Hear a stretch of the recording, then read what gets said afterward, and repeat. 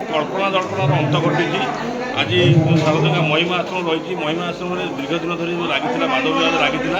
आज बाद विवाद सत्ते सब बाद विवाद पछरे पकई आज शारदंगा महिमा आश्रम माघ चतुर्थी मेला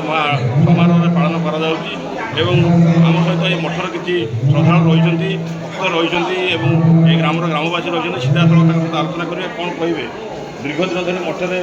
बाद विवाद लगी रही कि बाद विवाद सत्ते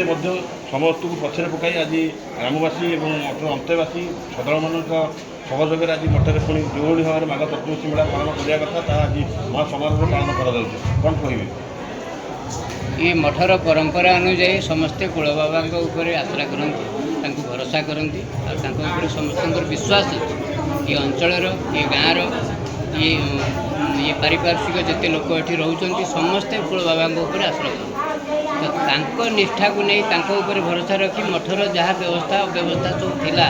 जहाँ कि अव्यवस्था कराई किसी खल प्रकृति लोकों द्वारा से सबूर अवस्थान आज घटी आम दीर्घ 3 मास अपेक्षा कर सत्वे ये आज दिन ये आज दिन को अपेक्षा करूँ आज पूरा संपूर्ण स्वस्थ परिवेश एकदम बढ़िया भाव में सब जिन कार्य संपादन चली हजार हजार भक्त मानकर ये प्रवेश चली भोजन ग्रहण चली प्रसाद सेवन हो पूजा पद्धति चली वाद्य चली ये कीर्तन चली ये समस्त भक्त मैंने बहुत खुशी अच्छा तेणु जहाँ आम आशा करूँ संध्या जो 5:30 ରୁ 6ଟା मध्य आमर झाड़ लगे दीप प्रज्वलन कार्यक्रम हम अति सुंदर भाव में हम अनुष्ठित हम तेणु अन्य समस्त को आम यही मध्यम खबर दूचु जे आपण मैंने आसतु ये महासमारोह सामिल हूँ आम मान उत्साहित करूँ बाबा को आशीर्वाद लाभ करूँ निश्चित भाव में आप शुणुते जो रही मठर जो दीर्घ दिन धरी बाद विवाद लगी सत्वे मठर जहाँ परंपरा रही स्वर्गत बाबा कुलमणि दास जो प्रतिष्ठाता रही जो ये जो आश्रम जो भक्ति रही श्रद्धा भक्ति रही नहीं आज आश्रम चलचंचल हो उठी आस्ते आस्ते आश्रम श्रद्धा मान भिड़ लगे बसला आम सहित भक्त जोड़ी सीधा आलोचना कौन कहे सुचारू चलती 3 मास देखिए जो वाद विवाद था सुचारू चली आगू भी भल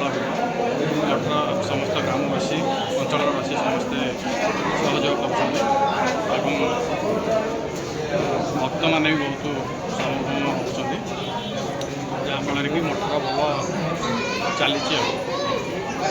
निश्चित भाव आप शुणुते जो मठर जो बाद विवाद लगी रही लोक मान जो आकांक्षा था कि स्थिरता थी कि किसी बाबा जो बाबा जेहतु मठ छाड़ी चली जाते मठ चलित वर्ष से भाव में किसी पालन कर कि ग्रामवासी सहयोग मठर अंत्यवासी सहयोग आज पुणी से माघ चतुर्थी मेला महा आडम्बर पालन कर आम सहित मैंने भक्त जोड़ी सीधा साधा आलोचना करेंगे कौन कहे दीर्घ दिन धरी मठर अस्थिरता लगी रही किंतु आज जो भाव में माघ चतुर्थी पालन करने कथा आज्ञा अस्तित्व किसी ना आज्ञा ये जो भंड बाबा ये आपको कहते गोटे गदा बाबा नुह ये जो अधा बाबा ये आज्ञा निज स्वार्थ कुलमणि दास कही जाते निज स्वार्थ जब आसी दिने पड़ज ताला कुलियाबाजी कहला मु जोड़ा कुलिया मोर भूल देले दब चापुड़ा ये आज्ञा अधा बाजी ये जोड़ा भंड सारथी जहाँ ये बाबा से आज्ञा आज आज्ञा देखु ये मठर देखु आज्ञा ये कुलमणि दासंकर दिन को दिन एमती आज्ञा बढ़ी चलीज